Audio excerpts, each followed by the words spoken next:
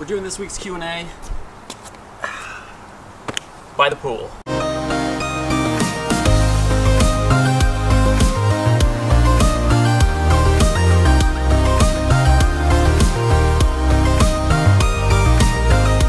I'm just gonna jump right into the evolutions. They're not too exciting this week. I have 2 Mankeys, a Meowth, 2 Paras, Pidgey, Pikachu, Ponyta, 2 Slowpokes, and a Spearow. So we'll just start at the top with this Mankey.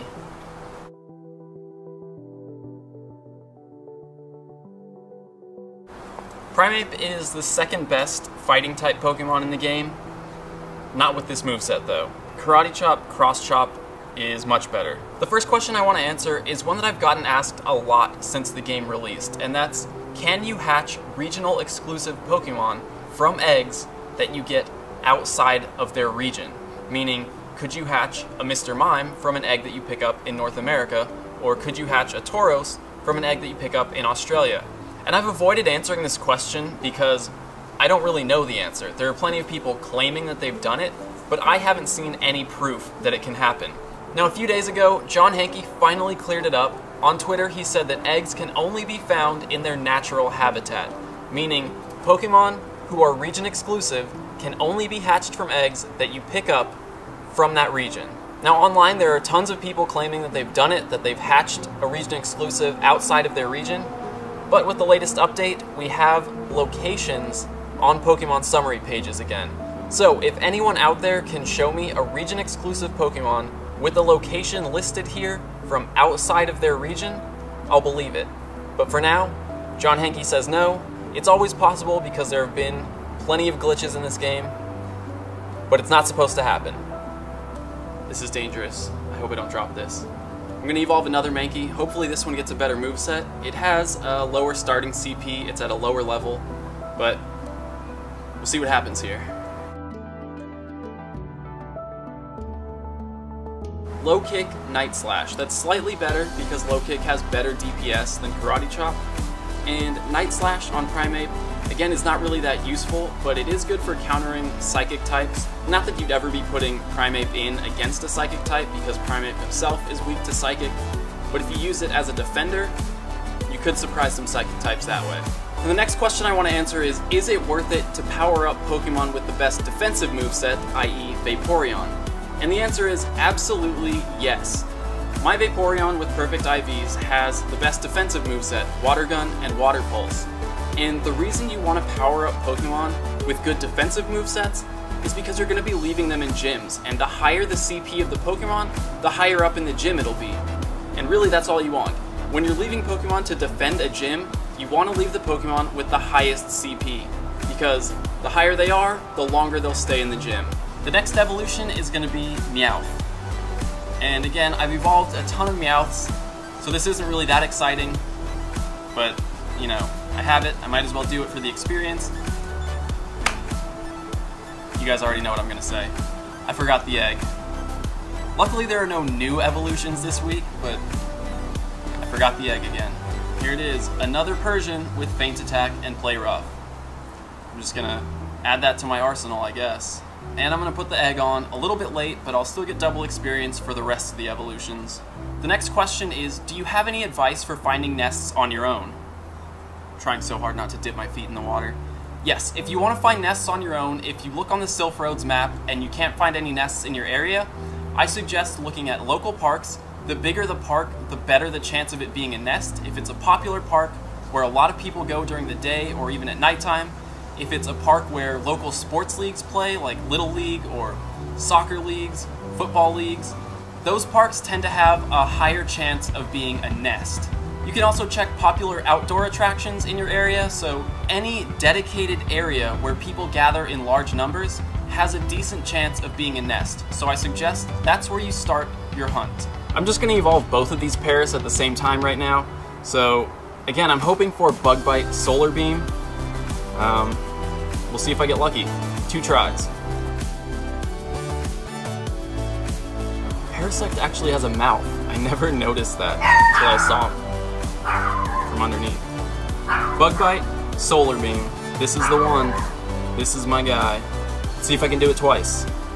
Oh, just kidding. I actually don't have enough candies. I don't know why I thought I could do that. Never mind. that's the evolution.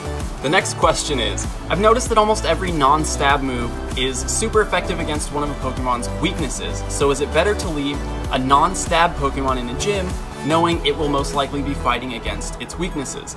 So this comes back to what I was saying earlier with Primeape, where he has a Dark type move, and Dark is super effective against Psychic, which is one of Primeape's weaknesses. I think this was done intentionally by Niantic because it separates offensive movesets from defensive movesets. If you get a Pokemon like the Primeape I just evolved with that Dark type charge move, you can use that as a defender because attackers will most likely try to use one of its weaknesses, like Psychic types, against it, and that Primeape will surprise them with a Dark type move. So I think Niantic purposely designed move pools this way so that there are defensive options. You see it with a lot of Pokemon. Dragonite's best defensive quick move is Steel Wing, and Steel is super effective against Dragonite's biggest weakness, Ice. So this is definitely a good design move by Niantic, but when it comes to leaving Pokemon in gyms, you want to look at more than just Stab and super effective. Because the bonus for Stab and super effective is the same, 25%, you can't always choose one over the other. You have to look at each situation individually. In the case of Primeape, Psychic types do resist fighting, so even with Stab, Primeape's fighting type moves deal reduced damage to Psychic types, and in that case, you do want to use that Dark type move as a defensive Pokemon. In the case of Dragonite, Ice types don't actually resist Dragon type moves, so you want to look at DPS, and Steel Wing does have better DPS defensively. Alright, next up I have another Pidgey, and I've stopped doing Pidgey evolutions for experience. I'm just evolving Pidgeys now to try to get good Pidgeots. I already have one, but I'm gonna keep going because it never hurts to have more. That way I can power one up and leave one where it is, so that I have multiple Pidgeots with different CP to use in different situations, especially for training. It's always good to have evolved Pokemon with good movesets at lower CP because you never know what you're gonna need to train against in a friendly gym.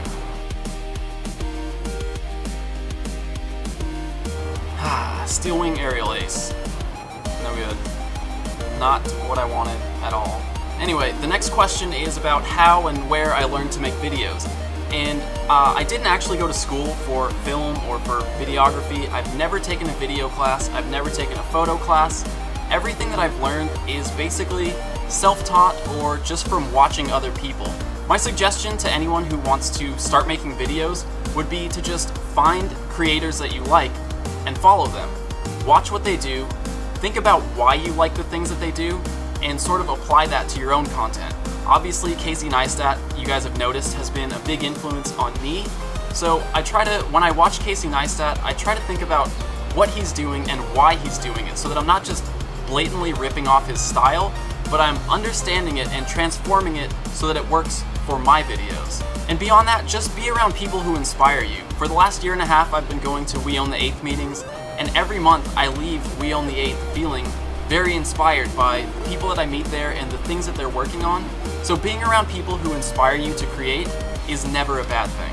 This will be my second Pikachu evolution, and hopefully I can get a better moveset than my last Raichu had. That's exactly the same moveset. When picking a Pokemon to battle, what's more important, the type of the Pokemon or the type of the moves? And the truth is they're both important, because you want to pick moves that are super effective against what you're fighting against, but you also don't want to pick a Pokemon who's weak to the type that you're fighting against. So for example, when you're going up against Exeggutor, you want to choose a Pokemon with Bug type moves, because Bug is double effective against Exeggutor. But if you choose a Pokemon like Venomoth with 2 Bug type moves, Venomoth is poison, and that's weak to Exeggutor's Psychic type moves. So it's just going to make the battle a little bit harder for you than if you chose a Pokemon like Parasect, Scyther, Butterfree. None of those are going to take super effective damage from Exeggutor. The next evolution is Ponyta, and I already have a Rapidash with good moves, but like I said, it never hurts to have more than one. And I think this one has higher starting CP than my last Ponyta did, so this Rapidash might come out a little bit stronger. I don't even think my other Rapidash is above 1000 CP. 1220, it's definitely stronger, but low kick, heat wave, I would have rather had Ember, because like I've said before, I like having 2 moves of the same type, so that I could use this against grass types, steel, ice, bug, anything else that's weak to fire. With low kick and heat wave, it's still good against steel types, so that's something you have to consider. When you're looking at movesets, you want to think about which type effectiveness overlaps between the two moves. Fighting and fire both share a super effective advantage over steel. Still not as good as having two fire type moves, in my opinion. Now this next one is sort of a question, I think. Change movesets? Everyone would just pick the best moveset. I want to respond to this because it comes down to good game design, and earlier I was saying that Niantic did a good job in designing choices into your Pokemon's moves, meaning there are situations where you actually do want some of those less effective moves because they might be better on defense. So if we get the option to change movesets, Niantic has to make sure that there are situations in which every move is useful. Obviously they've already done this with some moves being better for offense and some moves being better for defense, but there are still some situations where things just don't make sense. Fury Cutter and Bug Bite have almost the same animation time, but Bug Bite charges energy faster and has higher damage per second. So there's almost no reason why you would ever choose Fury Cutter, except that some Pokemon can learn Fury Cutter that can't learn Bug Bite. So Nidoking, for example, he can learn Fury Cutter and Mega Horn as a full Bug-type moveset, and that comes in handy as a defender against potential Psychic-type attackers. But with Pokemon like Parasect, whose quick move options are Fury Cutter or Bug Bite, you pretty much always want Bug Bite. So that's somewhere where Niantic could improve their design choices when it comes to movesets. I'm going to talk about this next question before I start the evolution because it kind of has something to do with the evolution. The question is, if a pre-evolved Pokemon has good IVs, will the evolved Pokemon have good IVs also? And the answer is yes, IVs are not supposed to change when you evolve Pokemon. So this Slowpoke that I hatched last night has perfect IVs, and you can tell because the IV appraisal system says, 1, Slowpoke looks like it can really battle with the best of them. That means it's 82 to 100%. Its best quality is HP, its attack is great too, its defense is great too, meaning all 3 of its IVs are equal. And the last message, its stats are the best I've ever seen, no doubt about it, means that its highest IV is 15. If all 3 are equal, all 3 are 15, this Slowpoke has perfect IVs. So now we're going to evolve it, and we'll check the Slowbro's IVs afterwards, and you'll see that they're the same. Finally got a good Slowbro. Confusion Ice Beam. Dang. It's defensive, I guess. It surprises grass types. That's cool, but here we go. Looks like it can battle with the best of them.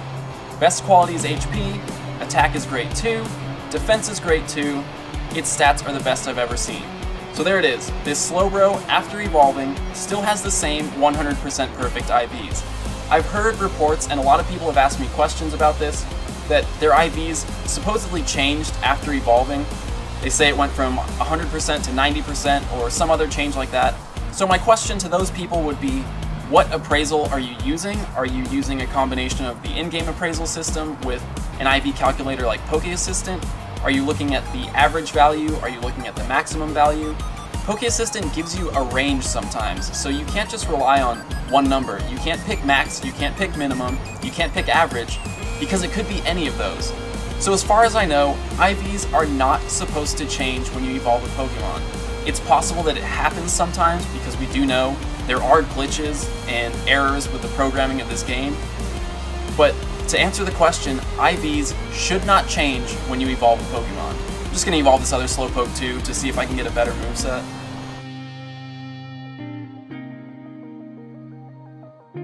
Water Gun Psychic. Okay, so this one has the best moveset. Now, excuse me, I'm going to try to catch this Pokemon. Now I'm going to compare the two. Okay, here are the two Slowbros I just evolved. 1484, this one has perfect IVs, but not an ideal moveset. This one's 1439 with the best moveset. So in this case, I would probably actually prioritize powering up this one with the better moveset, because the difference in CP, you can see it's about 45. It's not a huge difference. It is going to make a difference once they're max level, but I'm very far from max level. I'm still 25. So this Slowbro with Water Gun and Psychic is going to be more useful to me in the near future. Once it comes down to it, if I ever hit max level in probably a few years, by then I'm sure I'll have enough Stardust and Candy to power up all of them. But for now I'm focusing on this one, even though it doesn't have perfect IVs. This isn't going to work like I thought it was. Ugh. Okay, last evolution, it's a Spearow. It's not that exciting. Fearow doesn't have good move options. It's another Pokemon that kind of misses out on relevance, not only because its stats are pretty low, but because its moves are bad. Peck and Twister. What am I going to do with Twister on a Spearow? Dragon is only super effective against Dragon, and as you guys know, Twister has pretty bad DPS. That's it for the evolutions. Now, the last question I want to answer is, do you think Pokemon Go has made an impact in your life? And the answer is absolutely yes. First of all, Pokemon Go has made an impact in my life in the way that it was intended, in that it's gotten me outside more. I've been to a lot of places that I wouldn't have gone otherwise. You know, you've seen me on this channel go to places like Channel Islands National Park, to Anacapa Island. I've been making weekend trips to San Francisco, to San Diego. I'm going up to the mountains this weekend, so I'm doing a lot more traveling and exploring than I would have done without Pokemon Go. And that's obviously the way that it was intended to work, but because of this channel, Pokemon Go has made an even bigger impact in my life. Like I've said, this channel in the last 2.5 months has become my full-time work. This channel has grown to the point where I'm actually able to make a living off of it. Now, this is gonna get a little bit personal, so let me get more comfortable. For the last 1.5 years, I've kind of been struggling in life. I've been living back at home with my dad.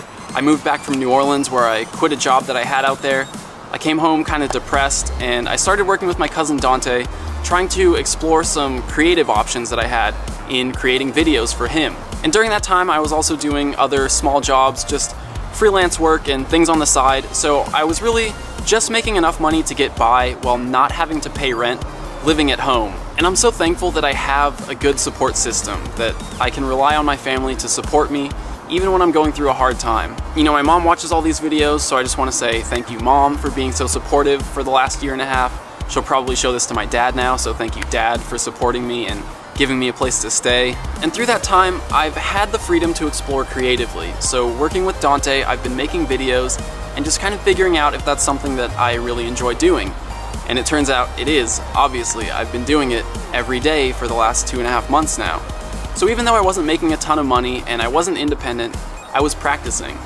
When it started, I didn't know what I was practicing for, but when it came time to start this channel, I developed the skill set to really make it successful. So yeah, Pokemon Go has had a huge impact in my life. It's given me a full-time job, and this channel isn't the end goal. You know, I see this as a stepping stone to bigger and better things. So I hope you guys are excited for the future. I know I am. I hope you'll come along with me for the journey. But for now, that's it for this Q&A. I had a lot of fun with this one. So I'll see you guys tomorrow. Weren't nests supposed to change today? Mine are still the same. Well, nests weren't supposed to change. It was projected or predicted that they would based on the past 2 changes. Those changes both happened either 23 or 24 days apart, so a lot of people assumed that the next change would come after 23 or 24 days. Obviously that didn't happen, and that just goes to show that we don't know enough about the game to really make these accurate predictions.